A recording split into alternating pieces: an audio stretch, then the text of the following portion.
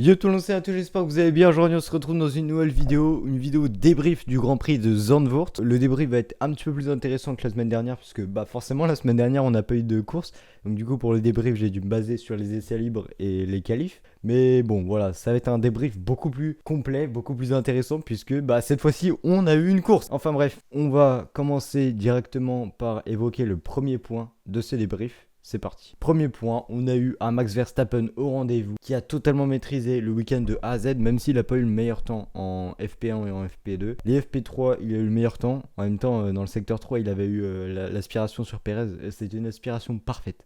En qualif, il a eu la pole pour 38 millième, mais, parce que son DRS ne s'était pas activé dans la dernière ligne droite. Donc c'est-à-dire que comme son DRS ne s'est pas activé dans la dernière ligne droite, il a facilement perdu un dixième sur Lewis. Mais je pense que s'il n'avait pas eu la pole à cause de cette erreur, je pense qu'il s'en serait voulu quand même d'avoir fait cette petite erreur Verstappen. Donc il y aurait plusieurs raisons possibles pour la non-activation de son DRS. Soit il avait vraiment un problème de DRS et du coup il n'a pas pu l'activer dans la dernière ligne droite. Ou alors il a voulu trop anticiper, il a appuyé trop tôt sur le bouton de son DRS. Donc c'est-à-dire qu'il a appuyé avant la ligne blanche. Et donc forcément le DRS n'a pas pu s'activer puisque il n'était pas dans la zone de DRS. Mais en tout cas il a facilement perdu un dixième. La F1 ils ont montré un graphique pour comparer le tour d'Hamilton et de Verstappen. Et on voit vraiment que dans la dernière ligne droite, Hamilton a vraiment rattrapé Verstappen et que Verstappen a perdu beaucoup. Ensuite, on a eu le droit à une course maîtrisée, malgré des tentatives de Mercedes pour gêner Verstappen. Déjà, Mercedes a tenté l'undercut. Alors, l'undercut, les gars, on va pas se mentir.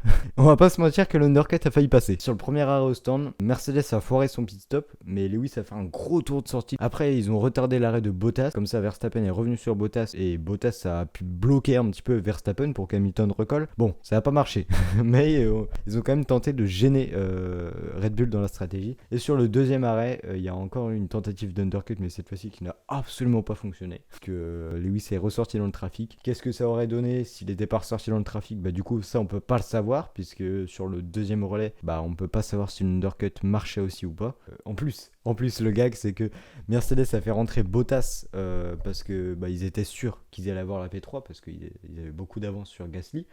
Et donc du coup, ils ont mis les pneus tendres en fin de course à Bottas pour vraiment sécuriser la P3 et être sûr qu'il n'y a pas de crevaison. Sauf que Bottas en pneus tendres, forcément qu'il était plus rapide qu'Hamilton. Parce qu'Hamilton avait le meilleur tour en course. Son ingénieur lui a dit n'attaque pas, c'est juste pour sécuriser la fin de course, ne prends pas le meilleur tour en course.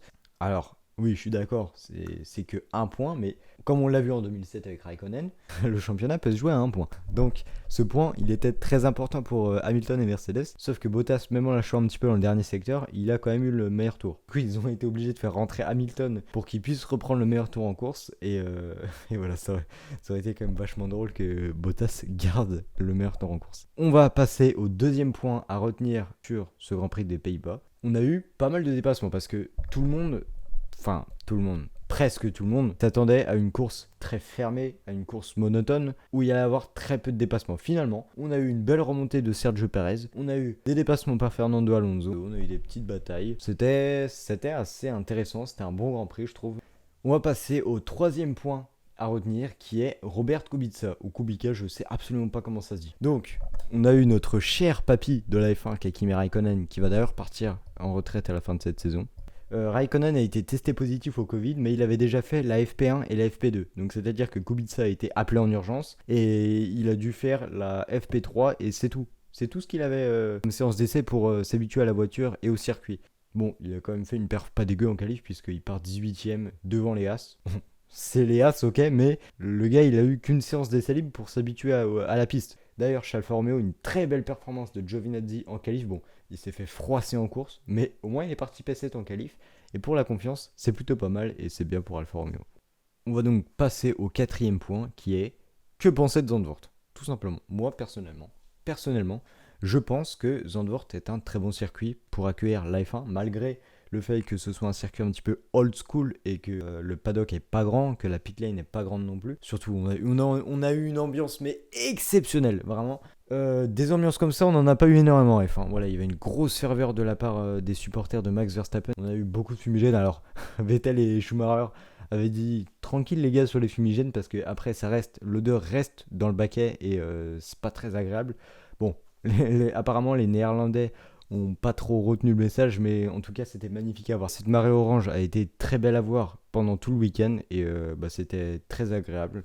de regarder ce Grand Prix de Zandvoort. Des ambiances comme ça en F1, on en a quand même rarement vu. Il y a peut-être à Monza avec les tifosi forcément, qui sont des supporters avec une très bonne ferveur, des supporters de Ferrari.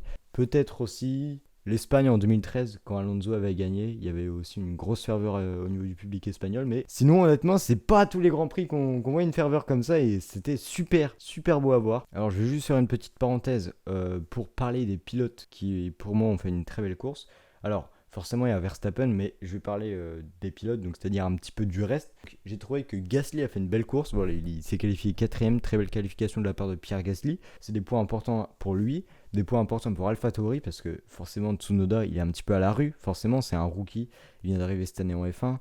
On a aussi eu Perez qui a fait pas mal de dépassements, puisqu'il est parti dernier en fait. Perez, il s'est fait piéger en Q1, parce qu'il n'a pas eu le temps de refaire une tentative. Donc du coup, il n'est pas passé en Q2, il était censé partir P16, mais au final, il est parti P20, puisque le Red Bull, ils en ont profité pour prendre toutes les pénalités au niveau du bloc moteur, surtout que le Grand Prix qui arrive, c'est Monza. Monza, il faut une grosse vitesse de pointe, parce qu'il y a beaucoup de lignes droites. Donc voilà, il aura un moteur neuf pour Monza. Et donc du coup, Perez, normalement, ne devrait pas prendre d'autres pénalités pour changement de bloc moteur, normalement. On a aussi eu les deux Ferrari qui ont fait une belle course, 5ème, 7ème. Donc c'est des points importants pour le constructeur puisque on a vu que McLaren n'avait pas marqué énormément de points pendant ce Grand Prix. Donc du coup pour le constructeur, c'est bien pour Ferrari qui repasse devant McLaren. Et on a eu aussi un Fernando Alonso qui a fait une belle course. Avant la course, il a dit que son objectif c'était de terminer P7, donc de faire 2 dépassements, de gagner 2 positions. Il a fini P6, voilà, on a eu droit à une bataille d'Espagnols entre Sainz et Alonso, c'était assez sympa à voir. Sur ce, j'espère que ce débrief vous aura plu, si c'est le cas, n'hésitez pas à lâcher le petit pouce bleu, à vous abonner si ce n'est pas encore fait. Moi je vous dis à la prochaine pour une nouvelle vidéo, c'était Nato, ciao.